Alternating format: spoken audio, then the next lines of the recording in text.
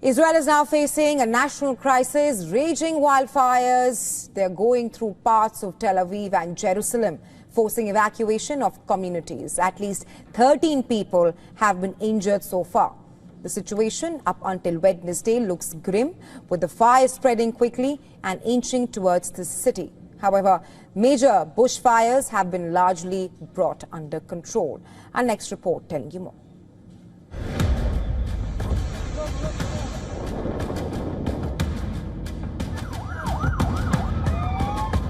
Fire-scorching swathes of forested land, a driveway through hell. Skies engulfed in plumes of dark grey smoke. These are not scenes from a doomsday movie. This is current-day Israel, which is in the middle of a national emergency. Israel is living its worst nightmare in a decade, with multiple fires fueled by strong winds and high temperatures breaking out. What's worrying is the fact that these fires are fast-moving, from forests to the cities, endangering public life. This area, concentrated in the Jerusalem hills between the city and Tel Aviv, contains some of the active fire zones. This is the main highway connecting Tel Aviv to Jerusalem, also known as Route 1. It is the site where the blazed fire ignited. The highway, along with other roads, have now reopened after being closed down temporarily, out of fear of the fire spreading far and wide. A lot of police arrived, a lot of firefighters, but it didn't really help. The fire had already completely taken over the whole area here, as you can see behind me. Authorities say bushfires near Jerusalem have mostly been tamed. However, given the scale of the fires, the situation on ground continues to remain volatile, demanding deployment of more firefighting troops to bring things under control. We hope to reach 150 firefighting teams. I decided to bring ATVs that we established as part of the standby groups in the north. Currently there are 20 of them operating in the area. Let's hope we reach 50 ATVs. Firefighters are trying to tackle the fire from all sides, from land as well from air. Israel is not alone in this fight against raging wildfires. Aid is trickling in from several European countries such as Italy, Croatia, Spain, France, Romania and others, which are sending aircraft and relief to Israel's rescue. Bureau Report, WION World is One.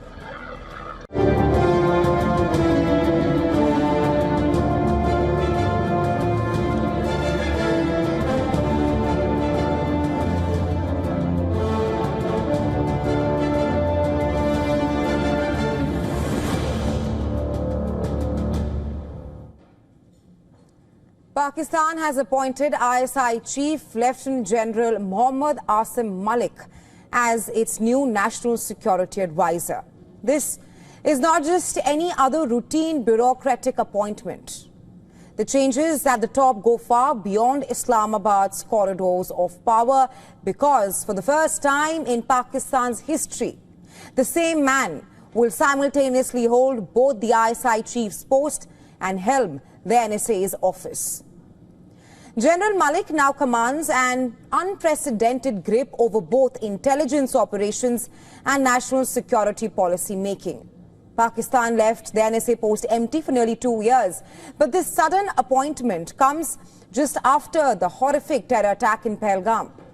And make no mistake, this move is not about closing security gaps, it's about tightening the military's grip on Pakistan's fragile government. Malik is known to be a trusted loyalist of Pakistan Army Chief General Asim Munir.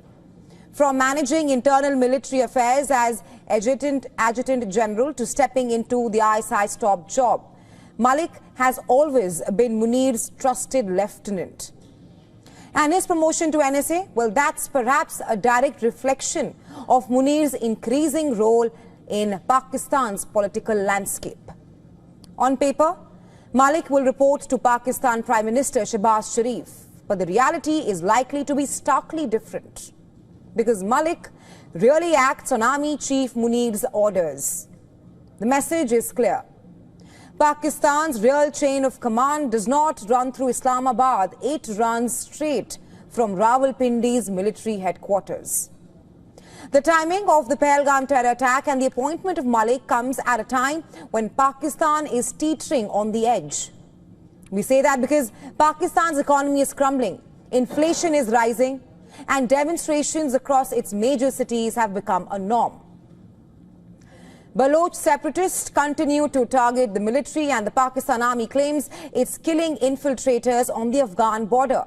But it refuses to disclose its own casualties.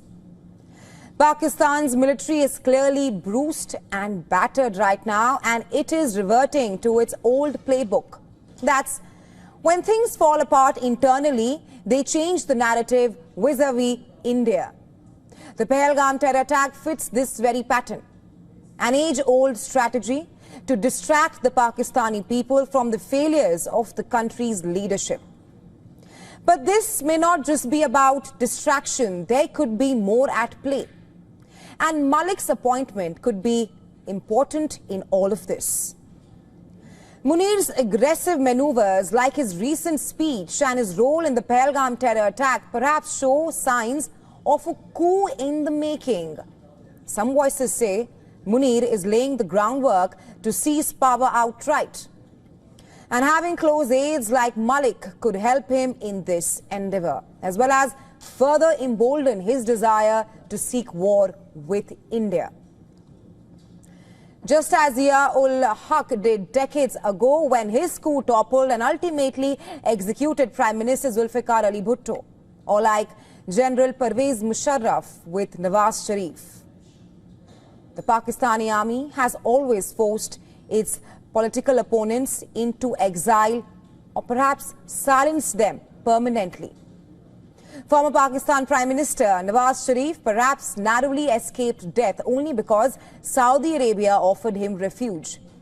Now, as he advises his brother Shehbaz Sharif to seek peace with India, it begs this very question. Does diplomacy even matter when the levers of power are controlled by generals and not elected leaders in Pakistan? What we are witnessing is more than a leadership squabble. It's actually Pakistan unraveling from within. It's a country that is at war with itself. And for more on this, I earlier spoke to Captain Alok Bansal, Director of India Foundation, Executive Director of South Asian Institute for Strategic Affairs, and I asked him why Pakistan has taken this step of appointing an NSA right now, first after 2022, and how the Pakistan army will view this appointment. This is what he had to say. See, firstly, this is actually an exception. It's for the first time that a serving DGISI has been appointed as National Security Advisor. He could have retired and become National Security Advisor, but please understand this particular general who has very close to the Army Chief, and our Army Chief wants him to remain as DGSI, so he didn't want to leave him. But he has explicit faith in him, and that's why he has been elevated to the level of NSA, which is actually a federal minister equivalent rank. You can see the anomaly. Here he'll be a 3-star under the chief, and there he'll be a federal minister. Also, you need to understand that he is academically inclined. He is a PhD. His PhD was on Pak-US relations. So I think Pakistan feels that appointing an NSA, which has the post which has been lying vacant for 3 years, firstly, in negotiating with India, they'll have somebody who can negotiate. But more importantly, he'll also be able to negotiate with US and other Western countries, because he's done a course in UK as well, who'll be able to impress upon Western countries Pakistan's viewpoint and impress upon them that they need to mediate. Otherwise, there'll be a nuclear holocaust. Well, men's fashion just got a whole new twist. More and more men are shaving off their eyelashes, inspired by a viral video in Turkey, where barbers across the world are performing the service. They say clients are getting it done in a bid to look more masculine. I know what you're thinking. What is the perhaps correlation between eyelashes and masculinity after all? And how does one even shave them off? Well, your guess is as good as mine. Well, apparently, social media videos show that men are braving such a move by wielding blades, electric clippers, or using a pair of scissors, thus risking a great deal of safety just to appear masculine. And if it does not do anything, it feeds a sense of fragile masculinity. Thanks to online trends like manosphere propagated by figures like Andrew Tate. You see, long and lustrous lashes have long been associated with beauty in women or deemed as typically feminine features. In men, long lashes have often stoked controversy in terms of how they look, and not just eyelashes. Men wearing makeup or donning accessories have also come under scrutiny, as it seeks to challenge traditional gender constraints there. It's 2025 and we are still debating bodily autonomy and how must one look, what must one wear in a bid to be more acceptable.